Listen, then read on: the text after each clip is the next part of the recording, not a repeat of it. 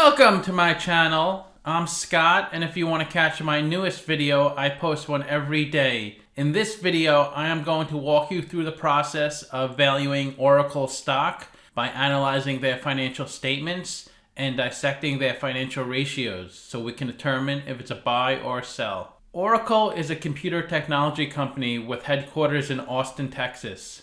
The company sells database software and technology, cloud engineered systems, and enterprise software products. It is the second largest software company. Let's get started with the model. This is a large cap company, 188 billion market cap. They're trading at $63 a share, and they have 3 billion shares outstanding. Let's look at the financials. The way you value a company is you estimate the free cash flows into the future, and then you discount those numbers back to today's value. That's what we're doing in this video. And free cash flow is cash flow from operations minus capital expenditures. So you can see the company has lots of free cash flow each year. Net income is the profit and loss on the income statement. It's revenue minus expenses. And they also have positive and pretty high net income each year. Revenue is the sales for the company, and that's pretty steady between $39 and $40 billion a year. They also have really strong net profit margins. Net profit margin is net income divided by revenue. It's how well you convert revenue into profit. In the trailing 12 months, they converted 26% of their revenue into profit, which means 74% went towards expenses. This is the company's income statement. The top line is the revenue, the sales. Below that is cost of revenue. Then the difference is the gross profit, and that's pretty steady each year, $31 to $32 billion. Below that is operating expenses. Gross profit minus operating expenses is your operating income, and that was the highest in the trailing 12 months at $15.1 billion. The company does have a lot of debt, so they have interest payments on their debt. Then there's other income and expenses, which is usually investments or impairments, and then taxes. The bottom line of the income statement is their net income, and that's pretty high, $10.4 billion. In 2018, it's really low because of their high taxes. They had $13 billion of pre-tax income and $9 billion of taxes. The reason the taxes are so high is because the US government applied a one-time tax penalty to companies that were keeping money overseas. Since this is a one-time thing, it shouldn't affect their net income in the future.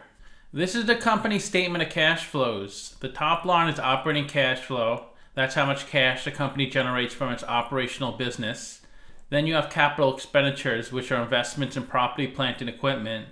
Operating cash flow minus CapEx gives you your free cash flow. And that's pretty consistent each year.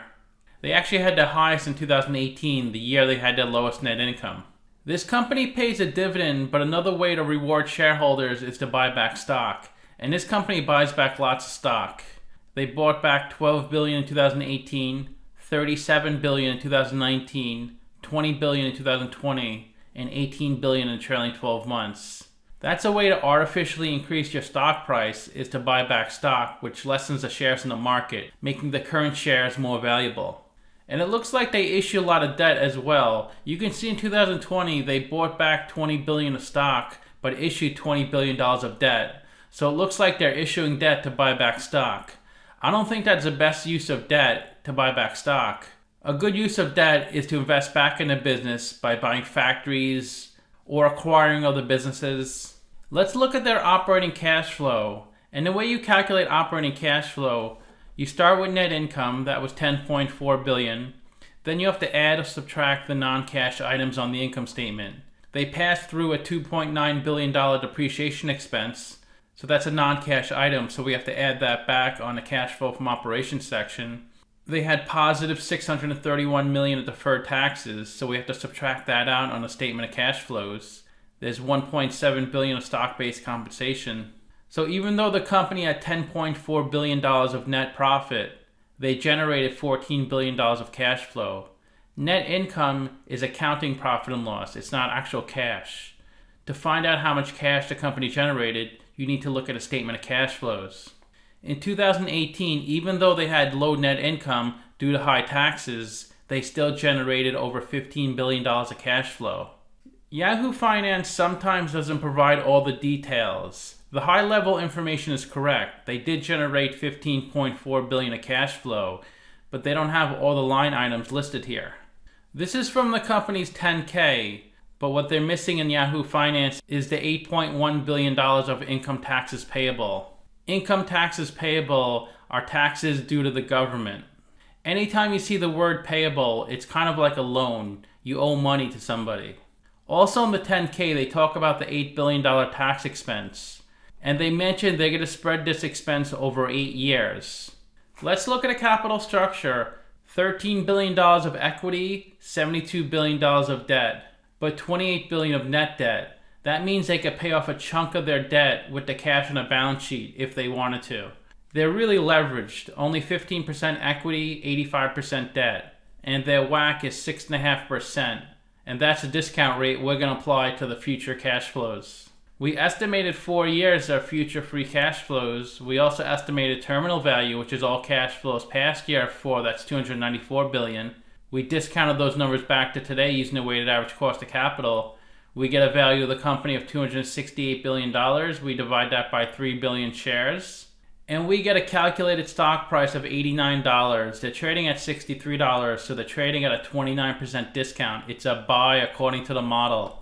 Simply Wall Street values the company at $78, so they're also saying it's undervalued. The stock has done well the past 5 years. It seems to be increasing little by little each year.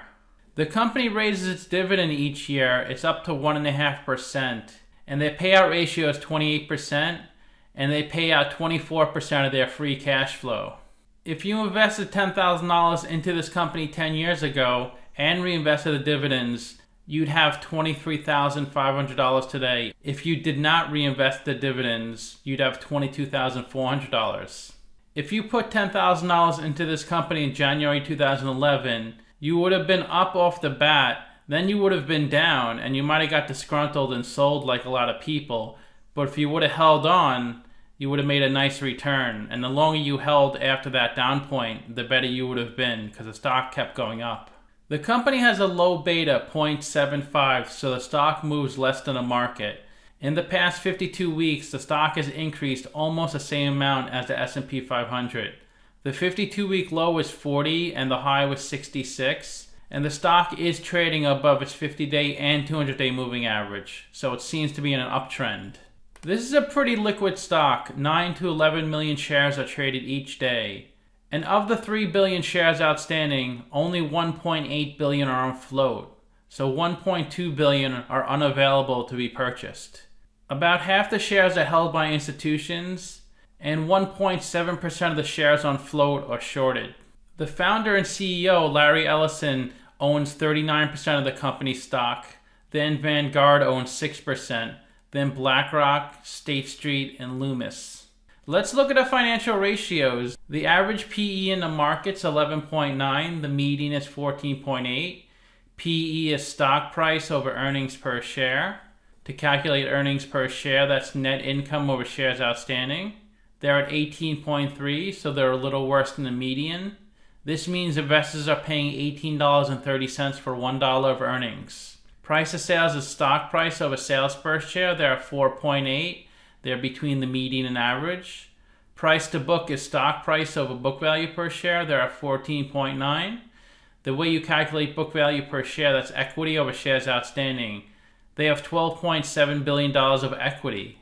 Equity is assets minus liabilities on the balance sheet, but they have negative $35 billion of tangible equity because they have almost $48 billion of intangible assets on their balance sheet.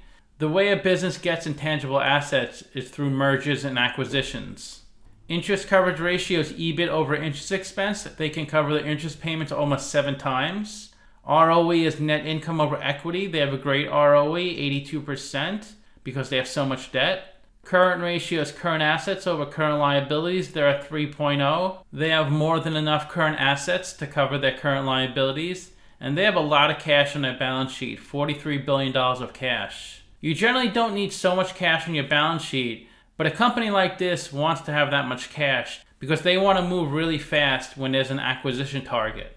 And the company is well capitalized, $12 billion of free cash flow, $35 billion of working capital, and they only have a $3 billion dividend payment.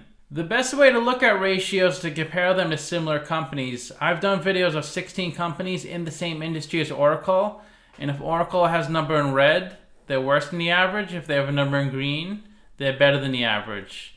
So they're worse in PE, they're a lot better in price to sales, they're worse in price to book, they have one of the highest current ratios, they're doing really well in ROE, they do have a lot of debt though, and they're one of the bigger companies on this list, 189 billion market cap. There's only a handful of companies on this list that pay a dividend, and they pay the highest. So to summarize, I have them trading at a 29% discount. Their products are used by so many people and so many companies. They've been around for a really long time and have a good brand name. The company's still generating healthy revenue and free cash flow. The only concern is the amount of debt they have, but as long as they can service the debt, it should be fine. Plus, they have so much cash in their balance sheet, if they really wanted to, they could pay down a lot of their debt. So let me know what you think. Give this video a like, subscribe, or comment below. Also, if you'd like to get a custom valuation or just support the channel, you can become a member by clicking on the link in the description below. Thanks for watching.